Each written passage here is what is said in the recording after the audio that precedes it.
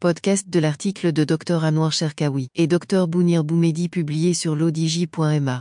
L'auteur a intitulé son article « Après le confinement, augmentation des lésions de la cheville ».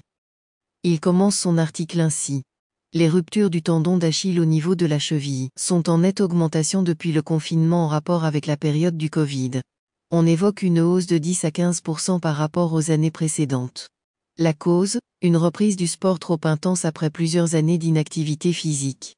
Les ruptures du tendon d'Achille, déchirure, au niveau de la cheville, surviennent lorsque le tendon qui relie le muscle du mollet à l'os du talon se déchire. Le tendon d'Achille se déchire lorsqu'un mouvement pousse les orteils vers le haut, vers les os de la jambe, notamment le tibia, de façon violente, ou lorsqu'une personne court ou saute avec force. L'auteur poursuit son article ainsi. Pour un médecin traumatologue orthopédiste ou un médecin du sport, le diagnostic se fait à l'œil nu à l'examen clinique du patient. Il est impossible pour le blessé de s'élever sur la pointe des pieds du côté atteint. La dépression entre les berges tendineuses sectionnées est parfois palpable et visible sous la peau. Mais, plus souvent, elle ne l'est pas en raison de l'hématome et de l'édème, qui ont comblé cet espace. Une échographie ou une IRM confirme la rupture de tendon et son type. On distingue parfaitement la rupture haute du tendon, l'intermédiaire et la rupture basse. Ainsi, la rupture haute du tendon se situe à la jonction entre le muscle et le tendon proprement dit. La rupture intermédiaire, la plus fréquente, se situe en plein corps tendineux, là où il est le plus saillant sous la peau, environ 4 cm au-dessus du talon, et aussi le plus fragile. La rupture basse se produit quand le tendon s'est désinséré de son attache osseuse au talon. L'auteur précise ainsi. Les déchirures complètes du tendon d'Achille sont surtout fréquentes chez les sportifs. Ainsi, la rupture aiguë du tendon d'Achille est liée à un effort d'accélération brusque, dans la majorité des cas durant une activité sportive.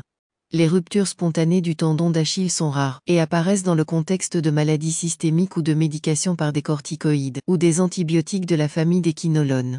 Il est important de signaler qu'il y a également certains facteurs de risque tels l'âge, principalement, il s'agit du sportif âgé de 30 à 50 ans, pratiquant un sport sollicitant de fortes ou nombreuses propulsions, tennis, course à pied, basket, foot, etc.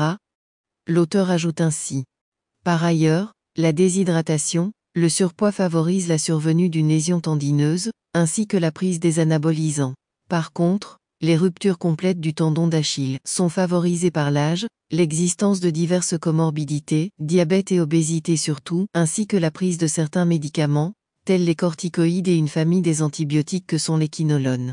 Les spécialistes peuvent envisager en premier, un traitement orthopédique par plâtre, qui est souvent réservé aux personnes très peu actives et fragiles.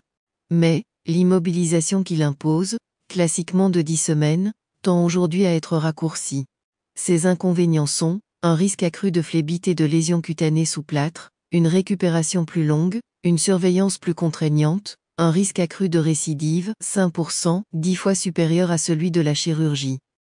L'auteur conclut son article ainsi. Pour le traitement chirurgical de la rupture du tendon d'Achille, il y a 3 types d'opérations chirurgicales possibles, toutes les 3 pratiquées en ambulatoire, c'est-à-dire ne nécessitant pas d'hospitalisation. Elles se font sous anesthésie générale ou locale. Quand cette chirurgie est pratiquée par des mains expertes, elle assure une réparation optimale au prix de très rares complications cutanées ou nerveuses. Rédigé par Dr Anouar Cherkaoui et Dr Bounir Boumehdi, et lu par l'intelligence artificielle de l'ODJ Media.